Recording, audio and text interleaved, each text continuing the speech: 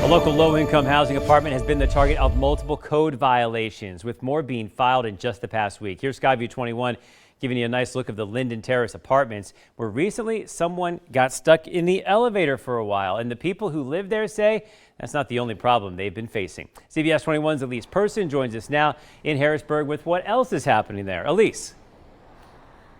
Well, to start, Joel D., I'm told by the Harrisburg fire chief that the issue with the elevator has been resolved as of yesterday. But as those code violations stack up, we're asking the question, what sort of right do tenants have when they're stuck in this sort of situation? I always kind of figured I'd die here, and I guess I will. Only days after additional citations were written by the city of Harrisburg, the Linden Terrace Apartments came under fire once more after the city's fire department was called to help someone stuck in an elevator. The city says new code citations have been written up as of Friday and says the new on-site property owners are failing to respond to the city's calls, saying if they're not going to communicate with us in good faith, we'll continue to write citations in the hopes that gets their attention. CBS 21 News called the property owner, Millennia Housing. We were connected to a call center who took our information and said they would pass it along to the property managers. But this isn't the first time the apartment complex has faced a number of code violations, ranging from broken elevators to trash to infestations of bugs and roaches. I found one on my bed. I sat watching TV in my living room and had them crawling on me twice.